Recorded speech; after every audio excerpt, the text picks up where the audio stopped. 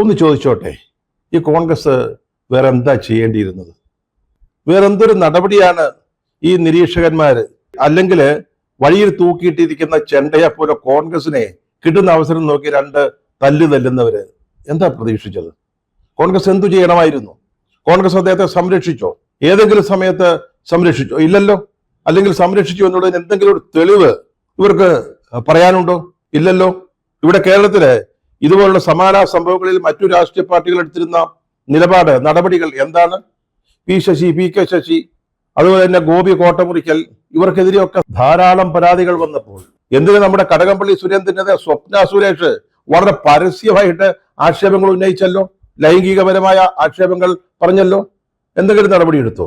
പിന്നെ നമ്മുടെ നടൻ മുകേഷിനെതിരെ കേസുണ്ട്. അത് ഇപ്പോഴും MLA ആയിട്ട് നടക്കുകയാണ്. നിയമസഭയിൽ ഹാജരാകുന്നു, സംസാരിക്കുന്നു, MLA പ്രവൃത്തികളൊക്കെ ചെയ്യുന്നു. അതിനൊന്നും കുഴപ്പമില്ല. മറ്റു നമ്മൾ നേരത്തെ പേര് പറഞ്ഞ പലര് ഇന്ന് അധികാരത്തിന്റെ ഉന്നത ശ്രേണികളിൽ ഇരിക്കുക. വളരെ പ്രധാനപ്പെട്ട കോർപ്പറേഷനുകൾ നയിക്കുകയാണ് അവര്. ഇവരെയൊക്കെ പിടിച്ചതാരാ? സ്വന്തം പാർട്ടിക്കാരാണ്. ഇതിലൊരാൾക്കെതിരായിട്ട് വന്ന ആക്ഷേപം പാർട്ടിയിലെ തന്നെ ഒരു പ്രമുഖ നേതാവാണ് കൊണ്ടുവന്നത്. അദ്ദേഹത്തിന്റെ ഒരു ബന്ധുവിന് പറ്റിയ അനുഭവമാണ് പറഞ്ഞത്. കോട്ടമുറിക്കലിന്റെ കട്ടിലിനടിയിൽ, ആഫീസിലെ കട്ടിലിനടിയിൽ ആരാണ് ഒളിക്യാമറ വെച്ചത്? ഇതേപ്പറ്റി ഒന്നും നിരീക്ഷകർക്കൊന്നും പറയാനില്ല.